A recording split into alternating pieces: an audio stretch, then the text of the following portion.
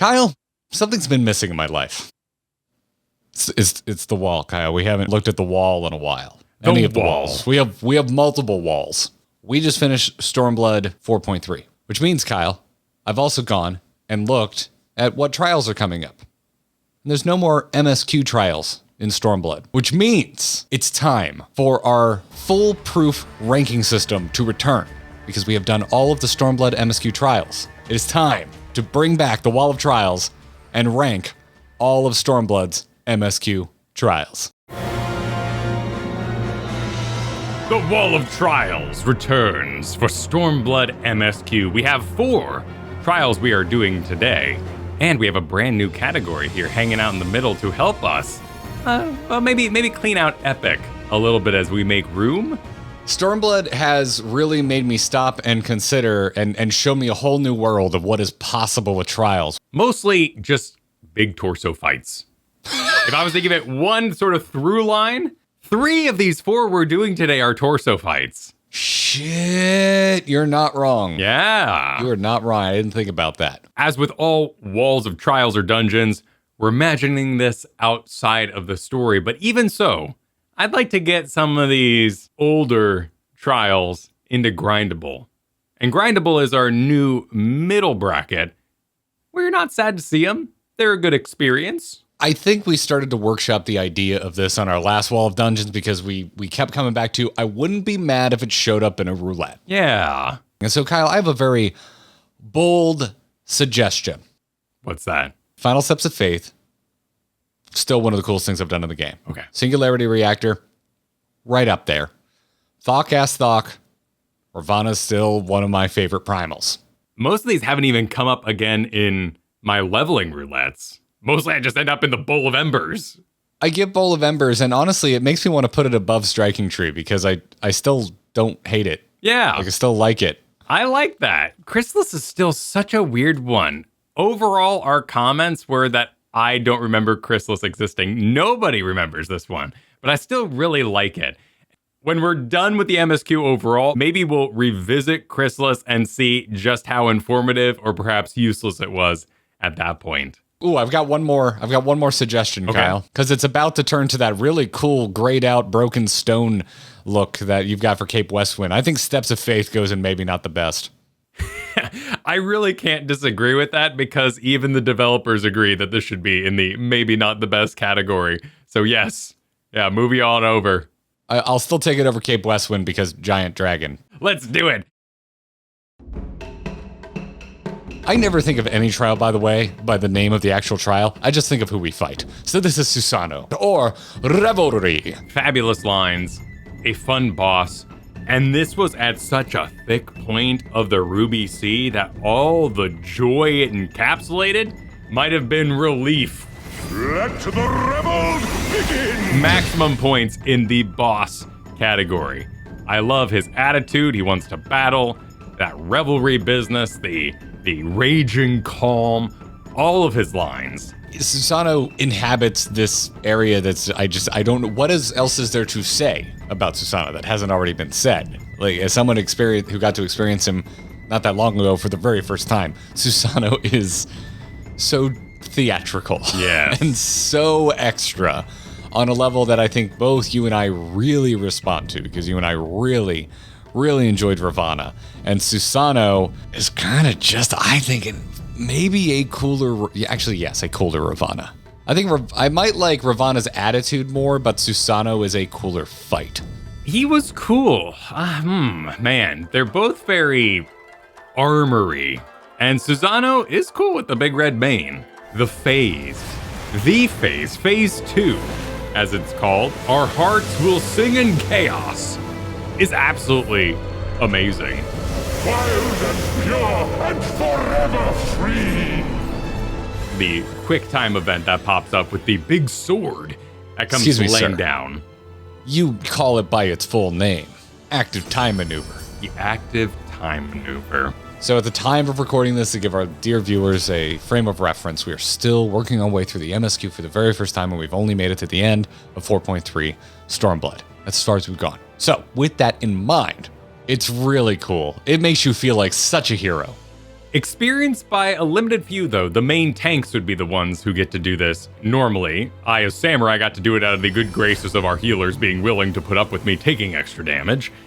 Run with your friends. Yeah. Run this with your friends, and everybody take turns. It grows into chaos, and the amount of sheer lightning bolts that fill this arena by the end is a beautiful picture, particularly as the sky darkens and everything. It doesn't quite transform as big as we've seen other battlefields evolve over the course of the battle.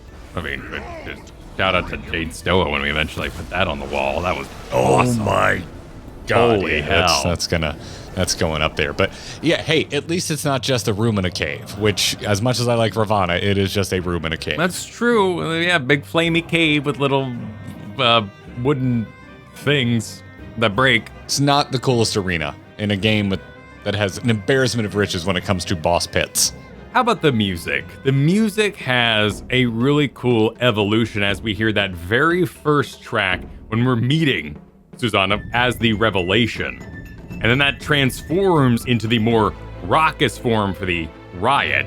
And that same exact tune carries through to At Both Ends. We have a lot of soundtracks that are completely different. You know, phase 1 is sad woman singing, and then phase 2 is rockin' guitar.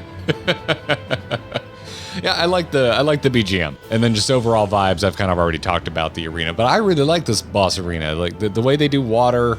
They were really proud of their water tech in Stormblood, and it shows, and it overstays its welcome if you're leveling through the Ruby Sea, I think, for a lot of players. But Susanoo single-handedly saves the Ruby Sea for me, which is, I think, a really strong feat. So it sounds like we're kind of comparing it to Thok Ass Thok, the Ravana trial. It's so similar in the energy of the boss we fight, of the primal we're going to battle with. Like, this is a trial of combat where the opponent that you're fighting is as happy as can be that you're in this battle.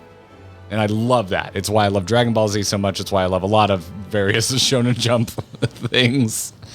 And it just brings that energy, man. And I knowing where other things fall, I was originally thinking banger for this, but this is definitely better. This is higher than Ravana for me. Definitely top of banger, but Ravana sitting real happy and epic, and I agree.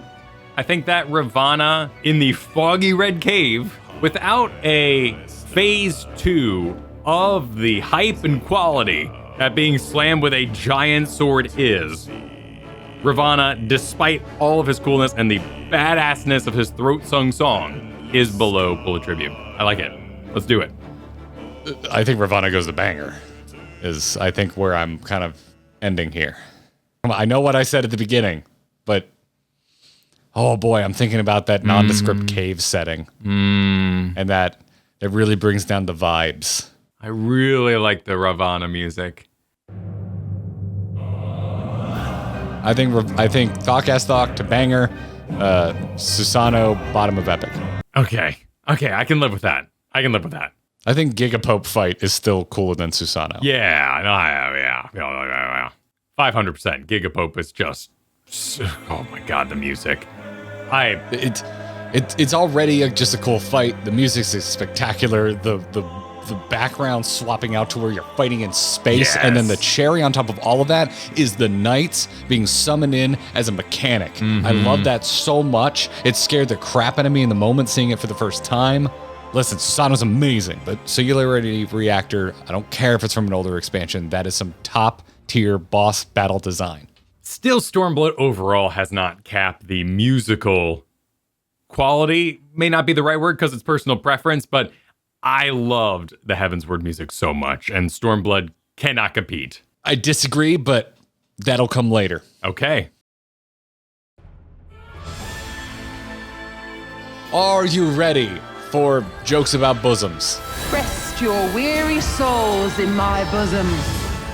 I'm ready to try to talk this trial off the cliff. I know you want this in trash. Bottom of the barrel, our official, non-deleted by the developer trash poster child. And I'm going to fight you for it. Okay, yeah, Lady of Bliss. I think this goes above Steps of Faith as the top of maybe not the best. Wow. Like, Dude, listen, you know me. I consider vibes, music, and bosses, or in the case of Trials, the boss, the fight itself. The vibes, it's a room in a cave with a lady who isn't a snake. But she was supposed to be a snake. They just couldn't do it. Doesn't matter. She's not a snake. I don't care what art exists outside of the game. How much would that really improve for you? Susanna's not a turtle. He's kind of turtle adjacent. He's round. He is at least something that I can't quite understand. He's monstrous. He's big. He's operatic. Lady of Bliss is just a pretty lady in a nice dress. She's just a little basic. Mid, as the kids like to say. Oh, do they say that now? Yes. Oh, okay. You know, if you like the Chiquita Banana logo, you probably like the Lady of Bliss. Wow, okay. All right, we need to really go step by step here, because vibes, I think you got me. It's a cave. This is one of the dullest boss locations I can think of in this game so far. I really like the song. I think Beauty's Wicked Wiles is a very catchy tune. Maybe not hummable because of the layers, because you got the singer going at the same time as the background music, but I think it's a very beautiful piece. I thought it was really predictable with the sitar.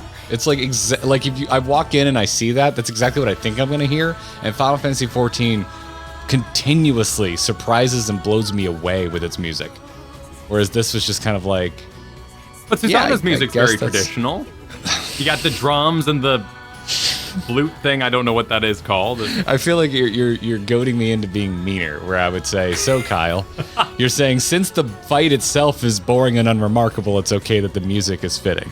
Well, the sitar sound is such a seductive, belly dancing kind of feel to it. And I think that works well with who is the Lady of Bliss. Like, you were supposed to be intoxicated by her presence. There's a phase where she becomes giant and like puffs on us all, and we all are forced into a dreamlike state of dancing with hearts above our heads. Okay, I guess I'll give you that. I cannot abide with you complaining about the sitar while also wanting her to be more snake-like. Like, the sitar is the snake-adjacent music. I've had a bone to pick with them the entire time. The way that they just sit up on the tip of their tail, which makes no physical sense. Yeah. It is the single most annoying visual for me in the entire game. There's not a single thing that annoys me more on a visual aspect. You wouldn't sit like that. That doesn't make any sense. It physically looks painful and takes me out of it. Ruins your immersion. So then I get to this and I'm like, cool, maybe I'm going to finally get my cool looking snake thing. And it's just a lady in a dress. That's MSQ though. By our own rules, you were excited for snake people to summon. But I'm just letting you know the baggage I'm bringing with me. I already didn't really like the snake people. And then I get to their primal fight and it is my least favorite primal fight ever. I think it's completely unremarkable. I'd rather fight a sky whale again. At least the background's pretty. You got me on vibes down. I like music, you don't like it, so we're at 50-50 there. The boss, I thought the boss battle was really fun. I really liked the lotuses that would appear and do the cross-section attack across the ground, and how you were in control of where those dropped. So the team had to pay attention to each other where each other was dropping your lotus explosions. You get a better version of this fight in a duty later on. So the raw chaos of Thornmarch is better than Lady of Bliss. And the music. Oh. Shit. Okay. I want you to know I'm fighting hard for lame here. What about below Thornmarch then? People know where I stand, so I will concede it, but everything about this bores me. Or is forgettable. Okay. I'll give you that I wouldn't be annoyed to play it again, I guess. But that's not a ringing endorsement. Very well. Very well. At least I got you out of trash.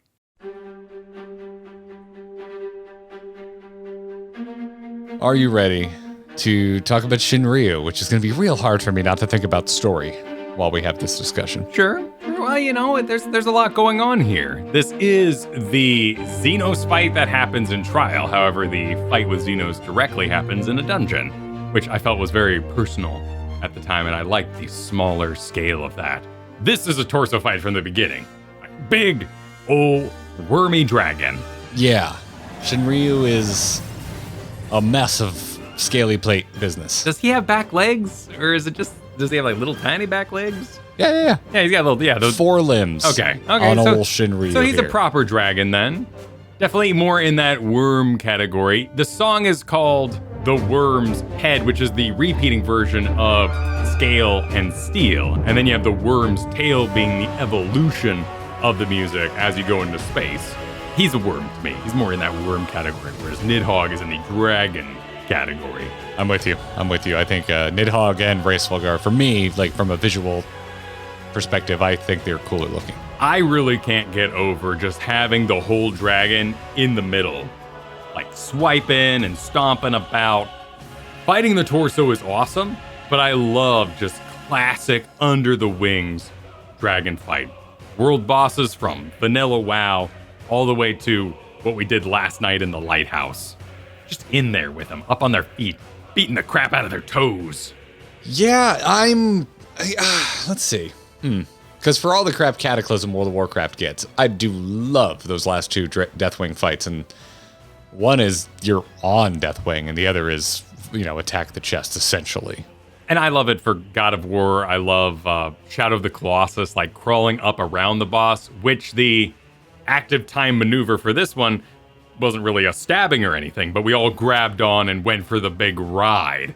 And I really do like the Worm's Tail. This works in the main verse that we've had for all of our battle themes throughout our expansions, but the Stormblood version of it is really highlighted here in the middle, which gave it a great climax to the overall Stormblood story. Yeah, no, the music is big. It's very big, and it really lives up to the whole weight of the moment and the kind of the audacity of the visual of this fight. Love the music. The vibes, are truly epic vibes. Like, it is video game visuals. I love the way Final Fantasy XIV changes out its battle arenas, which is like why when I'm just stuck in a room in a cave, I'm kind of like, This is up there for coolest active time maneuvers we've had. Still not as cool as deflecting a giant sword that Susanna brings out on top of you, but it's still awesome. That sky transition, it's unforgettable. It really blew me away the first time, and I'd like to blame it for why I died shortly after, but really I just didn't understand the mechanics. It was great. It was beautiful, and to go from what was already a beautiful set with the sunset on the Royal Menagerie walkway.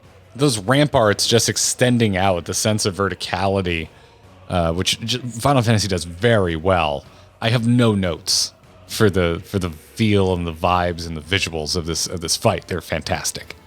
And then there's the boss fight itself, which I would love to do again so I can actually learn the mechanics and do it correctly. Well, we are going to do it again. This is our big extreme that we're going to be tackling, and I really look forward to that. I want to see what's in addition. I want to feel some difficulty from this boss, being the Xenos battle, being the end of Stormblood.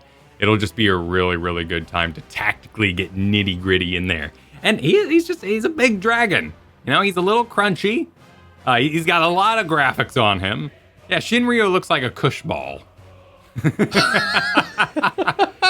But he's still very cool. And I really like, it doesn't really happen in this fight visually as much as is highlighted in previous cutscenes, but it's kind of Godzilla nature where his teeth come out, extend out when he's doing a giant laser breath. It's very kaiju-y.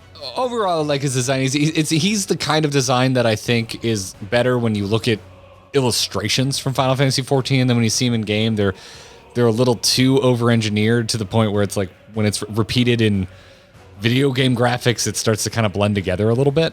It's like I like it, and I can see it. I can see the inspiration of the illustration. So and especially the more and more I play Final Fantasy XIV, the more I see that, I recognize it, and it also helps me kind of get past what I used to not like, visually speaking, in Final Fantasy games. So Shinryu really grew on me. The first time I saw him, I was like, "You're a little busy," but also I think I'm like you. I'm more of a traditional dragon fan than I am of a worm fan. So as far as worms go, Shinryu's damn cool. This is going in epic, right? Absolutely. All this talk about dragons is merely just me prefacing the fact that I refuse to let this go above Nidhogg. Cool. I still think I like the Pope fight in Singularity Reactor a little bit more than this. I agree. It is absolutely splitting hairs for me. No, the extra layer that the Heaven's Ward Knights coming in bring with going to space. We went to space in both of these, but Pope's space was just space. So Royal Menagerie above Pool of Tribute? Yeah.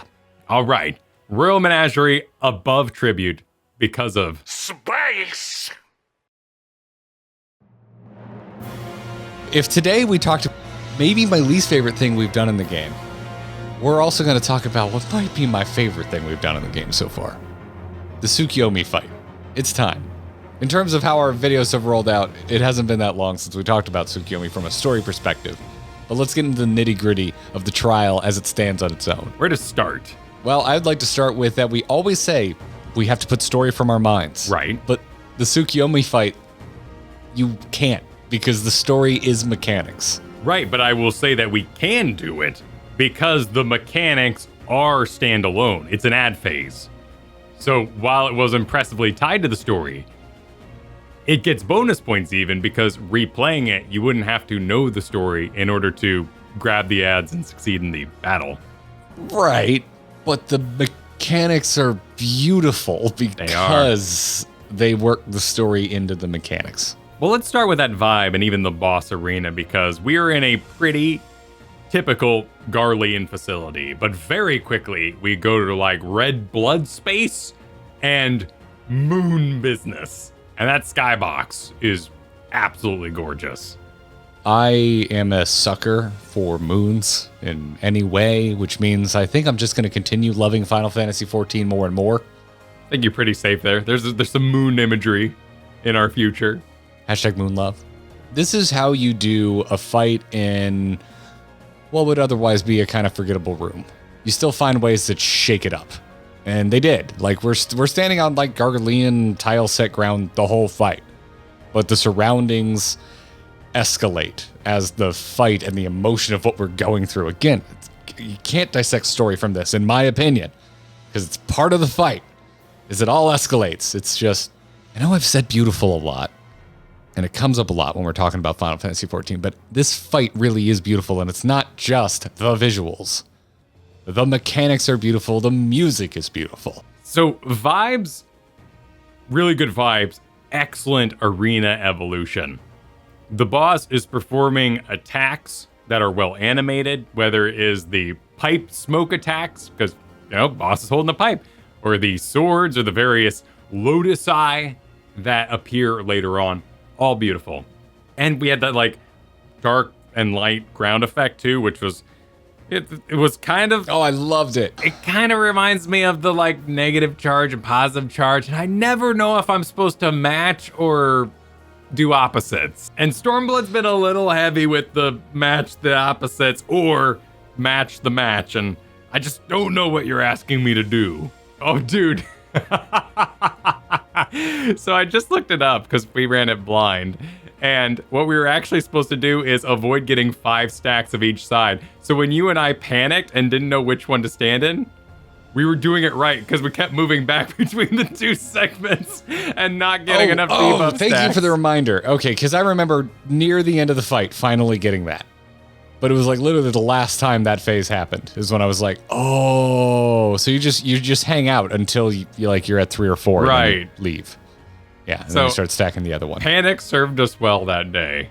This is one of my favorite boss fights I've ever played.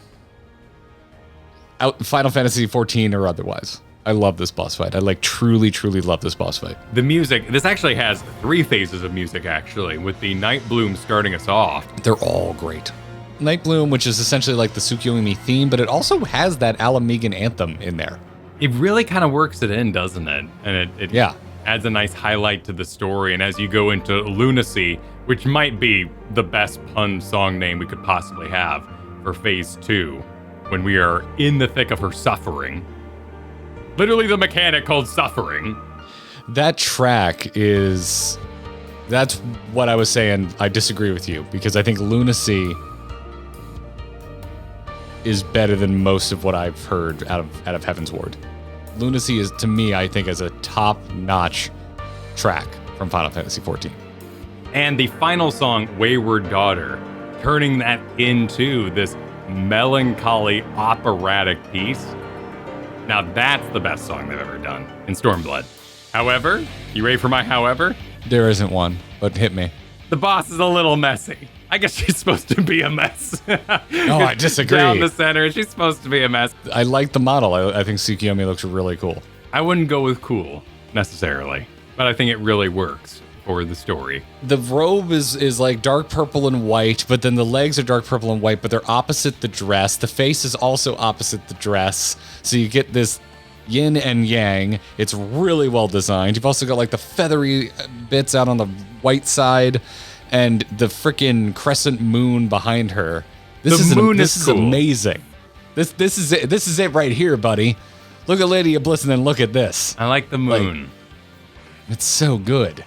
Give me high fantasy, big over-engineered armor, but I like elves and I like pretty drapery and cloth armor and robes and all that kind of stuff. And this is gorgeous. This is such a pretty design. Okay. I respect that. Sounds like just personal preference for what I like in a boss. Yeah, and this isn't like a thirst thing. I want to be clear. I just think it's a really good costume design. If I was like at a con and I saw Tsukiyomi go by, I'd be like, I need a picture with that costume. Oh, hell yeah. It's so cool. It's so much work to put that together. And then you got to paint yourself afterwards. You do, yeah. You gotta make sure you only drink with straws all day. That's a lot of work.